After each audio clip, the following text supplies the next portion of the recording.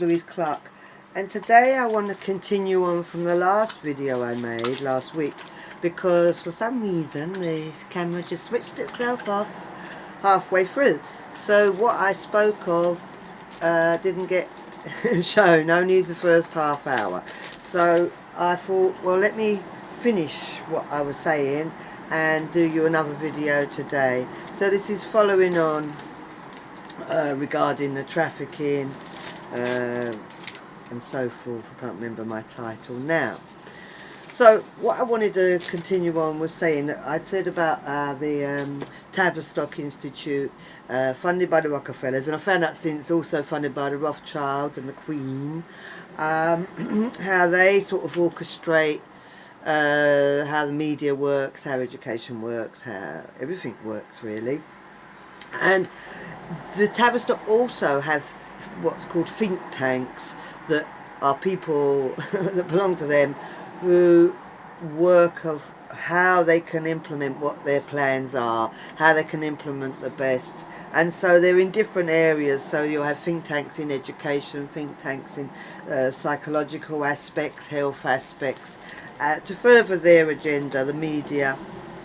So when it comes to all these think tanks, then a lot of the members may be also MKUltra under my control. So they may not even know they attend. I mean, I might attend for all I know, but I don't know that I attend. I wouldn't willingly go. So there you go. So they design the way that society is perceived. They decide what the fake news is, and yeah, the concepts of the day. Like I said the other day, they're pushing out the the narcissists, and now you know about everything, and they steer the media for their agenda. I also did find, since I made that video, there's a guy, Sean, I think it's Sean Anthony, he's got a YouTube channel called Flow of Wisdom, and he's done a few videos where he's gone through the Tavistock book that I told you of, and he's saying it's about £1,000 if you want to buy it. Otherwise, the video I link in my post is the whole book, or he breaks it down. So if you want to go and look more at the Tavistock's history and so forth, and have someone else's perspective, then you can go to Flow of Wisdom channel. So they're using behaviour modification to control the masses via education, via the media, research, and there's also the AI predictive programming that's going on, which would be, they'd be orchestrating to see what works, what don't work. When it comes to myself, I was programmed by the Tavistock. My mum, I remember, I mean, I have hardly any memories. I'm not one of those people that's like, oh yeah, I remember it all. No, I don't. No, I don't. And I'm over 30, over 40, over 50 and over 60. But I don't remember because really they do a lot of work to make sure you don't remember, and it seems to work on me. But even though I don't really remember, I'm very good at deduction. So I do recall my mum. What it was I went to Finchley Road once, and on the train, and when I got off, I knew where I was. And that's when I found around the corner is the Tavistock Centre, which is, their great therapy centre. And my mum taking me there, and I remember I remember the building, I remember my mum taking me there. I vaguely remember playing with Russian dolls and that, but I don't really remember what age. I think that was when I was about 4, but I think when I went to the Tavistock I was about 6 or 8, and by that time the school had created this front cover so they could program me, which was they saying I was out of control. They couldn't control me, so they said to my mum told me, they said, right, she can either go in a reform school, which is what we had then, or she can have a therapist, psychiatrist she goes to every week. So my mum opted for, she said she's been in too many hospitals, nothing wrong with me, too many hospitals, so I'd see the psychiatrist. So age 6 or 7, I remember getting the bus on my own all the way to the child guidance clinic in Leytonstone and seeing a doctor there. It may have been Dr. Little that I saw when I was a toddler, but it may not have been. it's blurred. I remember going there, and I remember doing IQ tests and aptitude tests every week, but what I was told was that wasn't what I was going there for. I mean, I don't remember ever talking about anything really, and if I had talked about what was going on for me at home, then I don't know, then there should have been concerns, but there wasn't any concerns. They just did their assessments every week of the IQs. But what I was told by others was no, I was being programmed to improve my IQ, so the testing was to see did it improve me. So there you go. Now the Tavistock, as I want to say, is in just off the Finchley Road, and for those that don't know London and don't know England, and Hampstead became quite a big topic, hasn't it? And Finchley Road is like Hampstead, Finchley, Golders Green and Highgate. They're all sort of together, and a lot of the players are psychoanalysts and all them sort of institutes. Freud's house is around there, so it's very it's very rich, very psychoanalytical area. So I just wanted to point that out. I was in hospital from age about, I think I was 18 months to about 4. I mean, I don't remember it all, but other people remember me not being around from about age 2 to 4, and I have a very vague memory of it, any of it. But I'll get into that at another stage. And then I think I may have been in a children's home, and it may have been a place where children with severe disabilities, like learning disabilities and physical disabilities, are sort of vaguely, and I have such empathy, and I wasn't either of those type of children. And then yeah, so I started, my mum put me in nursery when I was about 1, and it was matron inside me said it was matron that took me to places. So yes, and then I'll go into it later, but there was loads of research being done with all these matrons and all that at the time on the poor people of East London, which is where I came from.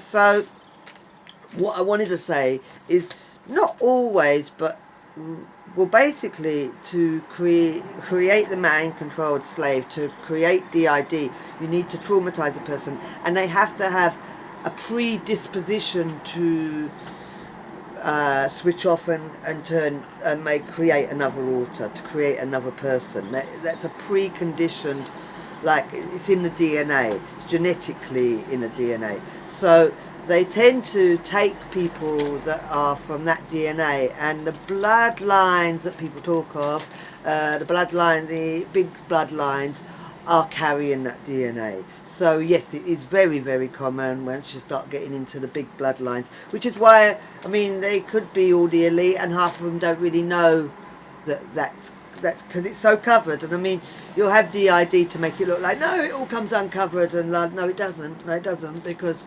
it hasn't come undone with me. It hasn't come undone with many people that I know, but I can still see that they're programmed. So they would select the children. They'll do IQ tests very young. Sometimes they do tests in the womb. Sometimes when they come out, I've got tests that I said that they did when I was about 2 of 130. And they sort of make big notes of this, and why they were testing that, why has that got anything to do with my health, who knows. So it's also, they're really, the powers that be are really into eugenics, so they like to sort of put bloodlines together and create, if they can, so that you've got the genetics that they want you to have. So there's a lot of that going on, but it's all hidden again. So they choose who they put into the programs, and it's selected on IQ and abilities, gifts, psychic abilities, and so forth. Then these puppets that we might as well call us puppets, these mind control puppets that they program, then they put into the system. So they'll be put into education, they'll be put into health, they'll put into social services. All the statutory sector is full of people that would be called D.I.D, they're programmed, they're trauma-based mind control program people, but they won't be aware of it. necessarily, so they can take part in the trafficking that goes on within those systems without even knowing that they're taking part. But I did, when I watched them carry on, it is like, are you aware of that you're lying your heads off and distort? And I don't really know whether, I don't quite know, because when I have worked with them in the past, I've worked with, say, social workers when I was working in the drugs field, and then when they were on, like, allocated to the case that I was dealing with, they had a new name and a new, but they still remembered me, and it was like, oh, I remember you, your name, no, my name's such and such now. And so there's a little bit funky going on, but whether they're aware of what they're writing, you start questioning. But I couldn't really tell you the answer to that. I just know that they're inside all the statutory systems, and any system, they're infiltrated. I'm not saying everyone who's a social worker, everyone that's a policeman, every doctor is D.I.D, mind controlled program, but I'm saying a hell of a lot of them are. And therefore, if the non-D.I.D mind controlled folk workers may have cases that are not that are a bit dodgy, but as soon as the case starts getting hot, they would take those people off of the case and put their own people on the case to cover up what's going on. So there is an organisation, and I don't know if it's global or just Britain, called Common Purpose, that came up about, I don't know, I learned about it about 15 years ago, and they asked people within the statutory sector to join in their service. So if you want to look up the Common Purpose, you can, and they join it, and they seem to be entangled in this dirty trafficking, but I don't have evidence of that, but there probably is some online. So I've written it down because it's like to remember what I'm doing. So the trafficking is covered within the system because it works on layers, really. So I mean, the child will be, say the child is presenting with problems, and then they find they're sexually abused. I wasn't sexually abused as far as I'm aware, but chances are I probably was, but I have no awareness of that. My family are not into sexual abuse. My dad had a temper, a little bit psychotic, but no sexual abuse. But say the client comes, they're displaying sexual abuse, then they can use that child, they can take that child into care, and then they can use the sexual abuse that they've experienced in life as the excuse to cover anything that they're carrying on with while the child sleeps in the care home and thinks they're sleeping, but is trafficked through the night without their awareness through these means. So they'll choose people that they can use to cover what they're doing, to cover up what they're doing. I mean, because I wasn't being abused, I believe, because the reason they took me in, the grounds they took me into hospital on, was that I had constipation and bowel control problems. Well, that's a sort of strong indicator that something was going on elsewhere.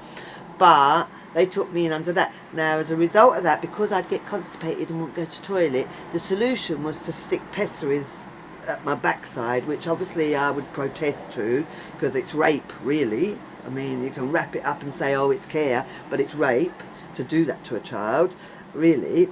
And so, because I wouldn't allow it, my dad had to do it. So that, I think that was reinforcing what was going on elsewhere, but it was covering it, and then obviously it was extremely disturbing, which would then help to silence the child and la la la la la.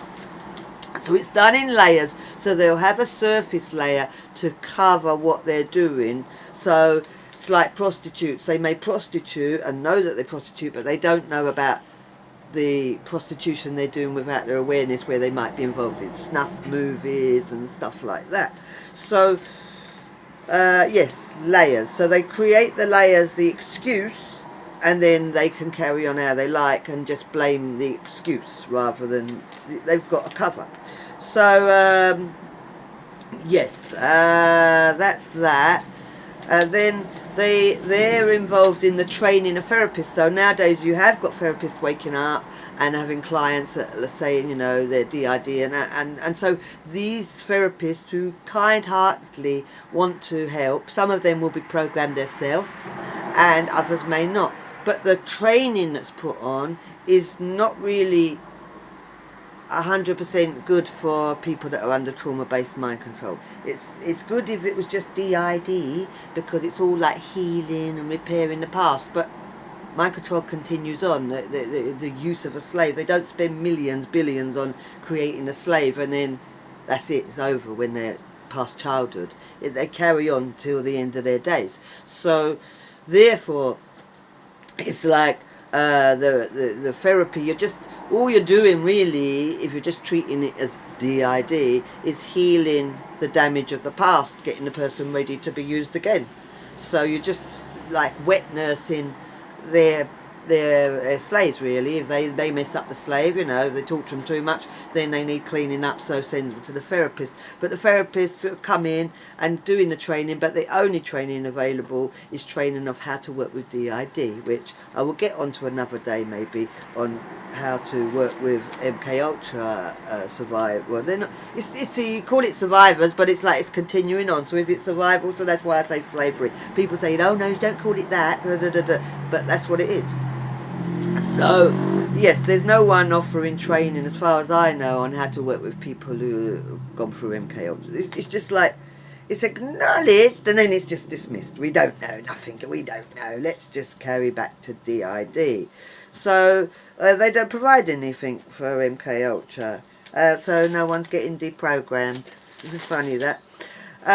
So the new agenda is trafficking. I mean, yeah, because they'll bring, which he brought up, this guy in that video guy, Sean Anthony. He was saying that, yeah, they'll do for agendas, and it's true. And words, and it's like they're bringing words. So like I told you, they brought in, oh, the narcissist and the cognitive dissonance, and now they're bringing in the trafficking. So they've got people all talking about the trafficking, but again, they're only talking about the surface level of trafficking. And so it looks good on the surface, because it looks like, oh, we're inquiring into it, and how can we help children that are suffering, you know, from any of this, or how can we help the women or the men that are being used in trafficking, how can we save them, what are the signs? But really, it's like, what they're doing is, in my opinion, is pretending that they don't actually know, and some may not know, but it's like as if you're pretending, oh, we didn't know how to tell, and that's why it's gone on for so long, and well, if you tell us the signs, then we'll be able to identify it. But from my experience, it's nothing to do with that, because if they want, what my experience is say social services, say police, say these professions, health professions, if they want to see, they will see. And if they don't want to see, you can show them it in their face, they're not going to see it. So it's not really down to, do they know how to recognise it or don't they know, because they do. They do. And they pick and choose, because if a child is being used for trafficking, they're not going to see. And if a child isn't being used for trafficking, like I'm talking about, by them, without them knowing, without you knowing, if your child is being trafficked, if you're trafficked at night and your children are trafficked at night and you don't know, they're not going to see, because it's them involved in the trafficking. And even though that's hard for you to get your head round, it's hard for me to get my head round, but I did learn that that was the truth. So, and it would be the truth, because if it wasn't, then they would investigate it, but they don't investigate it. None of the statutory services, or even right up to Tony Blair, as he carefully noted, care. So if you don't care, it's because you know there's something and you can't look because you don't want to look, or you've been told to not look, or whatever. So you can give them as much knowledge as you want. That's them pretending that what it is they lack knowledge. And maybe they do lack knowledge, but as well, I could tell them, we can tell them the whole truth, but they only want half the truth.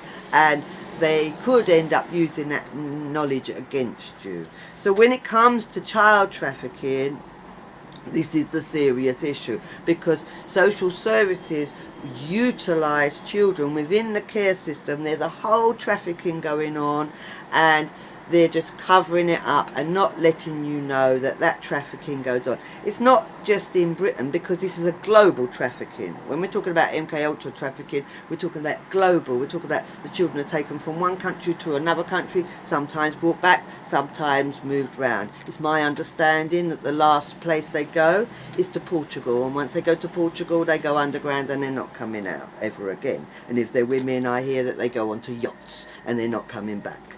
I mean, my friend, she wrote the book TikTok, which funny how they went and used that word, but she did it first. She wrote the book TikTok and said how in South Africa the children are kept in tin mines underground, but the last port of call is Portugal, is my understanding. But I mean, we've got underground facilities all over the globe. We've got them in Britain.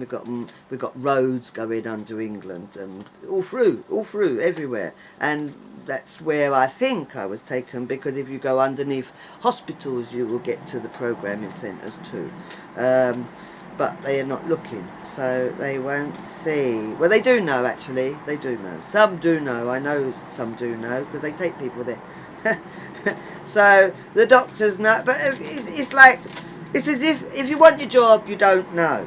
So that is how it works. So, yeah, there's a whole industry going on. I mean, children go missing from social services. I've heard of it a lot. When I worked in the drugs field, I heard of files going missing in Hackney, and it was just like, hush, hush, hush, hush, let's not say nothing, let's not say nothing. That was in the 90s, and it's, oh, we've lost a load of kids. Well, you don't just lose a load of kids. Yeah, they couldn't find the files. And then there's people that hack. All the children are kept on this central computer, all the vulnerable children, and I'm aware that people gave away the passwords to get in and access and choose what child you want from that list. But it's all kept secret because the media won't touch it, really, because they want evidence. They'll come with excuses, but they're controlled, as I say, by the Tavistock. So I hope that's enlightened you all, and I hope this video is recorded this time, and I'll speak to you again soon. Thanks for listening. My name's Louise Clark.